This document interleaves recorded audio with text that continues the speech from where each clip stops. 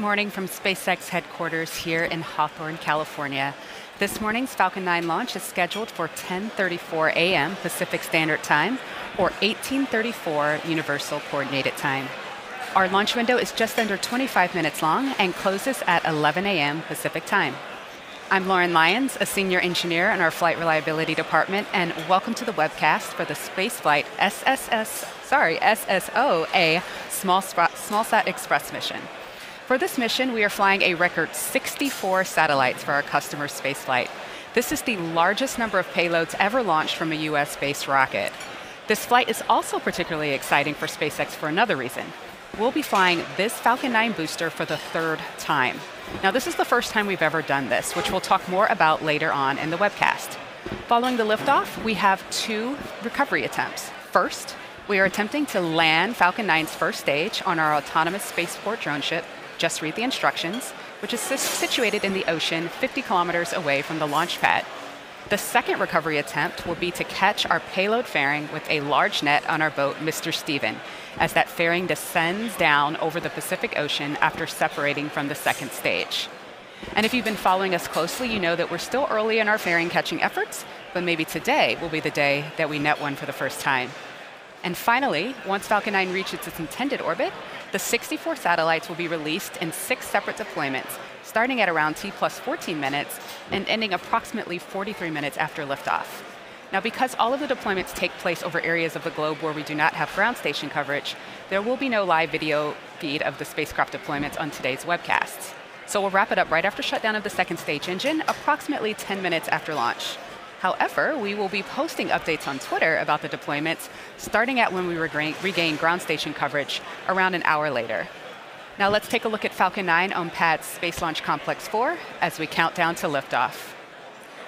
Hi, I'm Kate Tice, and I'm a program reliability engineer here at SpaceX. We're looking at a live view of the Falcon 9 rocket at our West Coast launch site, Space Launch Complex 4 East, or SLC 4 East at Vandenberg Air Force Base, which is just a couple hours north of where I'm standing here at our headquarters in Los Angeles. Falcon 9 you see here is 70 meters tall, which is just over 21 stories high, and most notably, our first stage is covered in soot.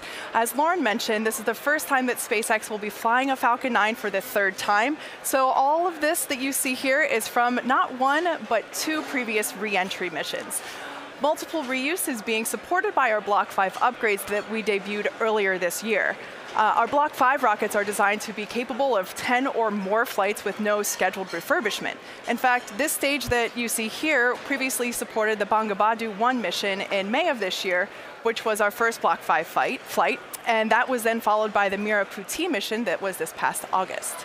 With a successful launch this morning, this booster will have launched from each of SpaceX's 3 launch pads, SLC 40 and Launch Complex 39A, which are our 2 pads at Cape Canaveral in Florida, and now SLC 4 East at Vandenberg, which makes today's mission the very first SpaceX launch pad hat trick. So in our 17-foot in diameter fairing here, we have 64 satellites. As mentioned, this fairing we will be attempting to recover it today. Hopefully today we can actually manage to snag it. This attempt we will be aiming to catch it and recover the fairing in the supersized net that you see there on our recovery ship called Mr. Steven. That's currently stationed in place out in the Pacific Ocean in preparation for today's attempt. Now, we are early in our efforts to recover our fairings, and if today is not successful, we will continue to iterate until we get it right. The Falcon 9 and spacecraft teams are currently working no issues as we count down to liftoff in just over 10 minutes. At T-1 hour, the satellites were transferred to internal power, meaning they were no longer drawing power from the ground. And Falcon 9 has been loading propellants since T-35 minutes. Our fuel, RP1, which is a rocket-grade kerosene, is now fully loaded on the second stage, and RP1 load on the first stage will close out 6 minutes before launch. Super chilled liquid oxygen, that's our fuel's oxidizer, is currently loading on both stages and will close out on stage 1 and stage 2 at T-3 minutes and 2 minutes, respectively. The next major activity, which is happening at T-7 minutes, is engine chill. This is when we open up the valves between the first stage propellant tanks and the 9 Merlin engines in order to chill in the turbopumps. We do this in order to make sure that when that full flow of super cold liquid oxygen hits the MET liftoff, there is minimal temperature difference, which avoids thermal shock to the hardware. The white truss structure next to the rocket, known as the transporter erector, or sometimes called the TE or strongback, it not only transports Falcon 9 from the hangar to the pad and raises it from horizontal to vertical, but it also routes fluids, powers, and telemetry lines to Falcon 9 and to the payload. At about T minus 4.5 minutes, we will retract the TE away from the rocket slightly, providing clearance for Falcon 9 to lift off. Now, regarding liftoff conditions, the range is currently green for launch, and we are tracking no weather constraints going into T0. The last weather balloon or wind balloon was released some time ago, and the upper altitude winds and ground winds are currently within loads limits. Today's mission is for our customer, Spaceflight. With 64 payloads being sent to space, Spaceflight SSO-A SmallSat Express is an exciting mission. These include 15 microsats and 49 CubeSats from both commercial and government entities from a total of 17 countries. This morning's mission will be headed to Sun-synchronous low Earth orbit, which is what SSO stands for in the mission name. Sun-synchronous orbits travel over the Earth's poles as the planet rotates underneath, with the satellite passing over a particular section of the Earth at the same time each day. Sun-synchronous orbits provide a constant amount of sunlight, which makes them especially good for imaging satellites, of which there are several on today's flight. Let's check out this clip from Spaceflight with more info about today's payloads. At Spaceflight, our mission is to make space accessible to all. We provide the most opportunities as anyone on the planet for small sats to get to orbit. The rideshare model makes space really accessible to everyone. This model lowers the barriers to entry for people that want to get small sats on orbit. And this enables all kinds of new business plans to come to fruition by really enabling lower cost launch for everyone. The SSO-A mission was all about getting small sats on orbit. They've historically been relegated to secondary payloads. We decided to fill a whole Falcon 9 with small sats, making it cost-effective and therefore enabling new technologies, taking an unprecedented number of first-time flyers up. We've got startups, ongoing businesses, space agencies, museums, universities, even a middle school aboard.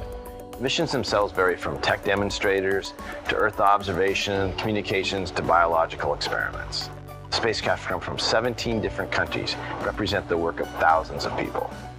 A mission this size with 64 spacecraft takes years of planning and draws on our deep expertise in launch.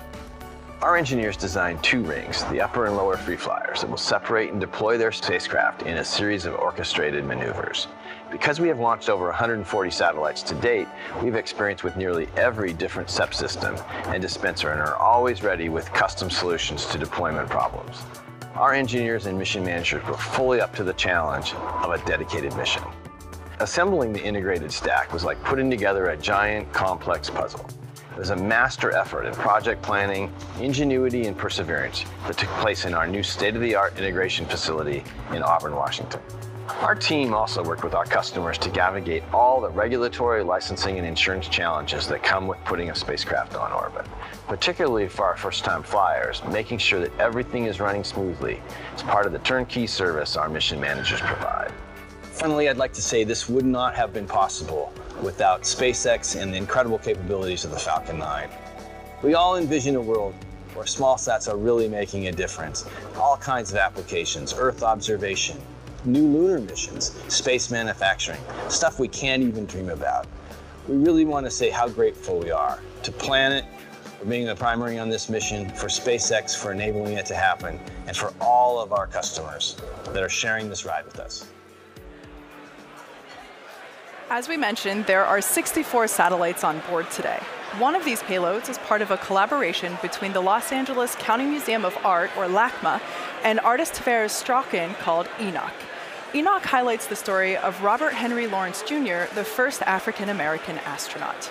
Lawrence passed away in 1967 in an airplane accident during astronaut training, and he was never able to realize his dream of going to space. The artist sought to honor this legacy by creating a 24-karat gold canopic jar, which is the same shape of jars used in ancient Egyptian mummifications. The jar has been mounted with Lawrence's bust on its top, as you can see there. The Enoch sculpture will be sent to orbit, and once in space, it will circle the Earth for 7 years before deorbiting. SpaceX is a founding sponsor of LACMA's Art and Technology Lab, which sponsored the development of this project. We're now heading into the final countdown, so let's get a status update on the rocket. With just a few minutes to go before liftoff, everything is looking good on Falcon 9. Fuel is fully loaded on both stages, and LOX is getting there as well. At T-minus 1.5 minutes, we will start vehicle gas closeouts. That's completion of all helium and nitrogen gas loading and the closing of all the valves to those systems. Around that time, you'll also see a large cloud of white gas coming out of the TE. This is expected. This is us venting out the liquid oxygen lines on the TE into the air, making sure that excess oxidizer isn't in the path of Falcon 9's plume at liftoff. At T-minus 1 minute, Falcon 9 will go into startup. You'll hear that on the countdown net. This is when the vehicle stops listening to requests from the ground, other than an abort, of course, and instead is controlled by the flight computer from then on through launch. Now, as a reminder, if anyone calls a hold on the launch today, we will try again at a later date. Falcon 9 and the payload are currently tracking no issues. The weather is go, the winds are go, and the range is green for an on-time launch today. Now, with 3 minutes to go, let's listen in on the countdown nets.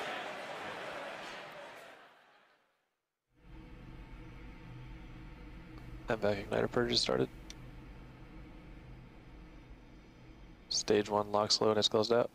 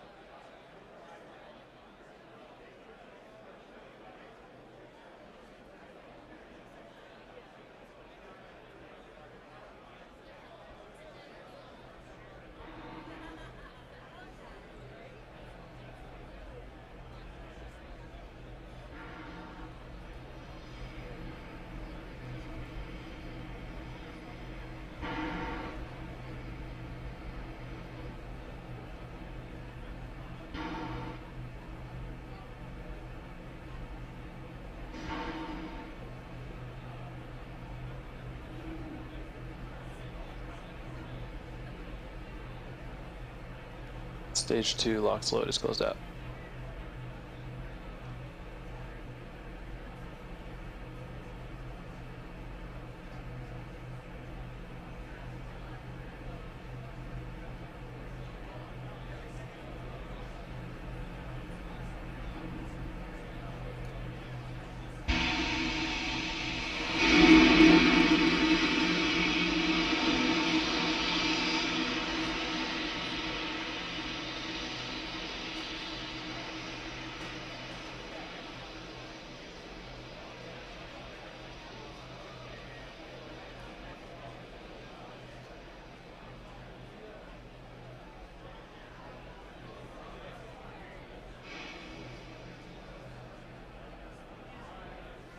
Falcon 9 is in startup.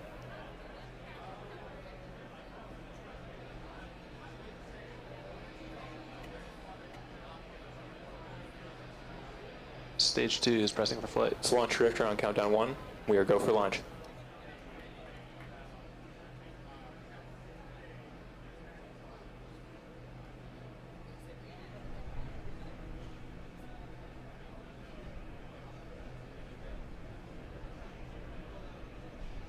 Gas closeouts are complete.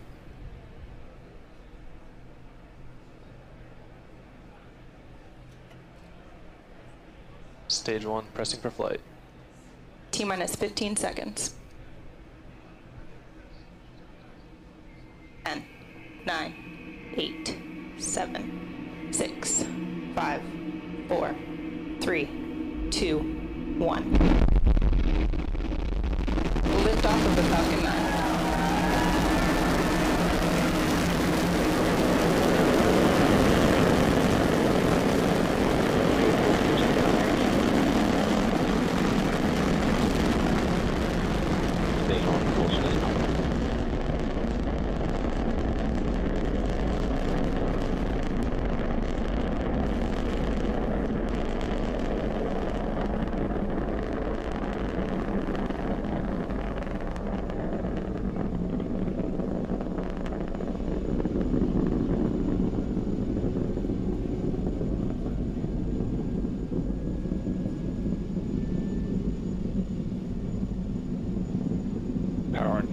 nominal.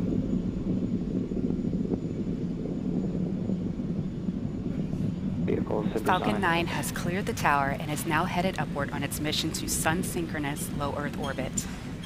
Coming up, the rocket will throttle down for max Q, which reach maximum aerodynamic pressure, represents the maximum aerodynamic stress on the rocket. We're now headed into a series of events that will occur in rapid succession. That's MECO, stage separation, and SES-1, or second engine start 1. MECO is the shutdown of all 9 first stage engines in preparation for stage separation, where stage 2 separates from stage 1, and SES-1 is the ignition of the second stage engine. MVAC chill has begun. Following SES-1, we will turn our attention back to the returning first stage, which will relight 3 of its engines in a boost back burn to head back towards the drone ship. And then finally, we'll see fairing deployment at T+2 minutes and 43 seconds. As mentioned earlier in this webcast, we're attempting to recover the payload fairing, and while we will not have a live video feed of this attempt, we'll share updates as they become available. So in about 20 seconds, you'll hear the call out from MECO. Let's listen in.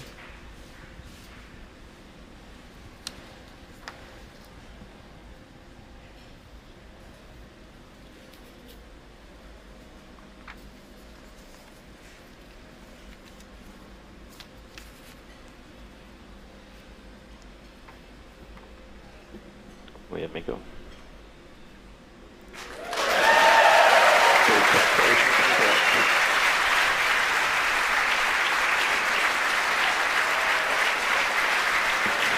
And as you just saw, we had a successful main engine cutoff, stage separation, as well as ignition of that second stage engine. And there goes that fairing. And there you can see all 64 of those satellites on stage 2 headed to sun-synchronous orbit.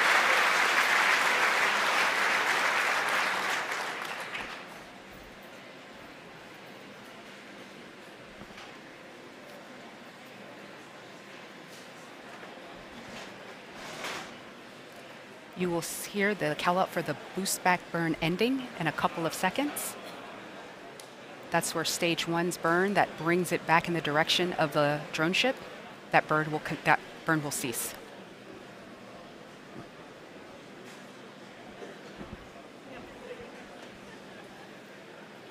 Stage 2 trajectory nominal. And we are hearing that the stage 2 trajectory is nominal and performing as desired. You can see those beautiful grid fins popping up on the left side on stage 1 as it makes its way back down to the drone ship.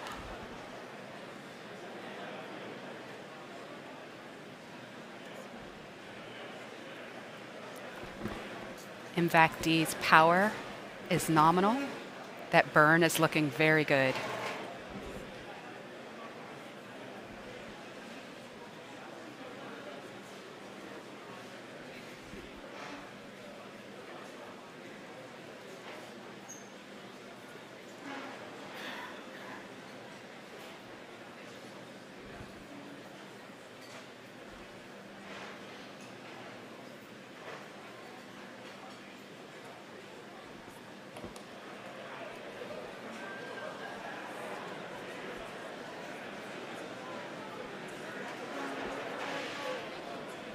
Stage 2, MVAC-D engine continues to look good. Temperatures and chamber pressures remain nominal.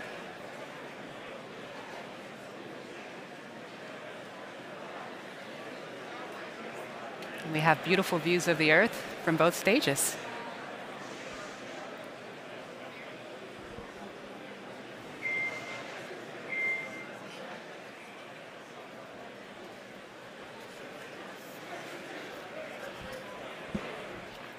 So just a quick recap in case if you have just joined us. We just had a beautiful liftoff from Vandenberg Air Force Base, our West Coast launch site in California, followed by amazing footage of stage separation, main engine cutoff first, then stage S separation. And we see the second engine there ignited and carrying our payloads into the proper orbit. Now on the left side of your screen there, you see our first stage, which is coming back down to planet Earth as we're hoping to land it on our drone ship this morning. So coming up in just a few seconds, we'll be initiating the re-entry burn. This is designed to slow the rocket down as it re-enters Earth's atmosphere. Then just a couple minutes later, we'll perform the final burn, also known as the landing burn, and that will decelerate the vehicle to a gentle landing atop of our drone ship. So there's the visual confirmation of that re-entry burn.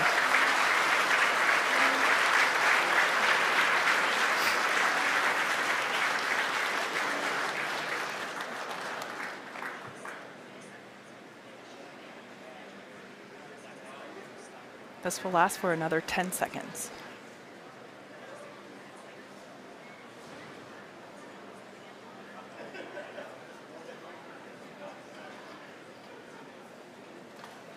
Okay, so now that re-entry burn has ended, we have less than a minute until that third and final landing burn will happen, followed by Stage 1 touchdown. FPS has saved.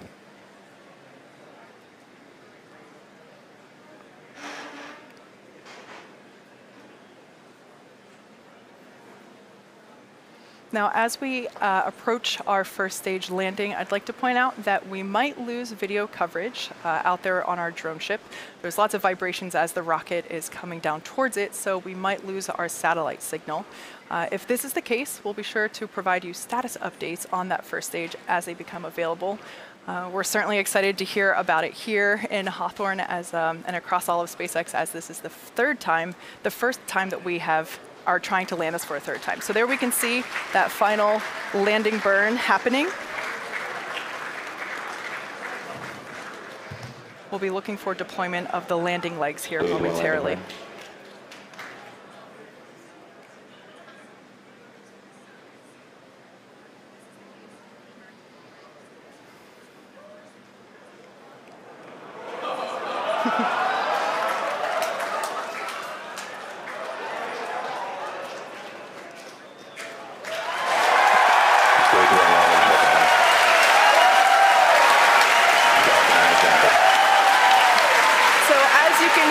From the crowd cheers here, Falcon 9 has touched down for the third time.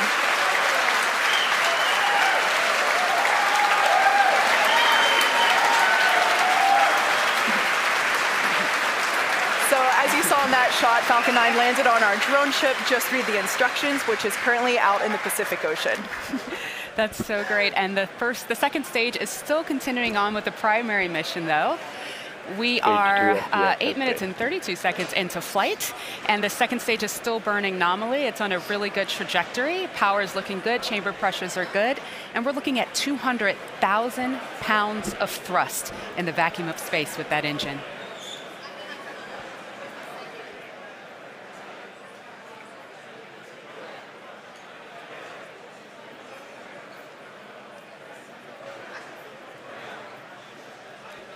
So the second engine cutoff, or SECO, that's where we're going to stop burning this engine, because ideally Falcon 9 will be in its intended deployment orbit. That's coming up in about 50 seconds.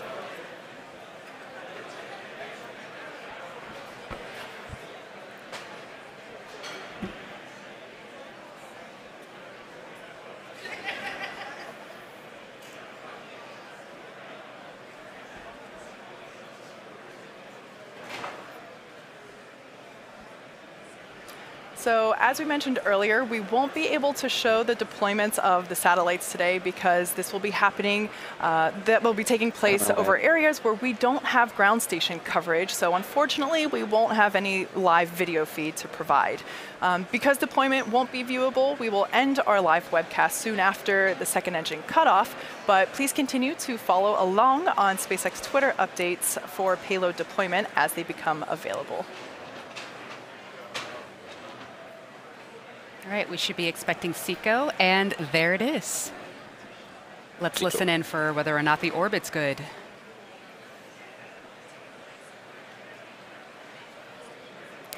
And we have confirmation that stage 2 has reached a good orbit. This is the deployment orbit, and the next step over the course of the next 40 minutes or so is to separate the payloads from the second stage of Falcon 9. And with that, we have reached the conclusion of our webcast today. Please continue to follow on SpaceX Twitter for real-time updates on the rest of this mission, including deployment of the satellites on board today. Thank you to our customer Spaceflight for entrusting us with today's launch, and to the United States Air Force's 30th Space Wing for range support. And a special thanks to the FCC, the NTIA, and NASA Spectrum Office for helping making today's flight possible. Be sure to continue to follow along with future SpaceX milestones. Check out our website and social media feeds. Also, be sure to check us out for our next flight, CRS-16, a NASA cargo resupply mission to the International Space Station. And that's currently targeted for tomorrow, December 4th, at 1:38 p.m. Eastern out of Cape Canaveral, Florida. And with that, from all of us here at SpaceX, have a great day.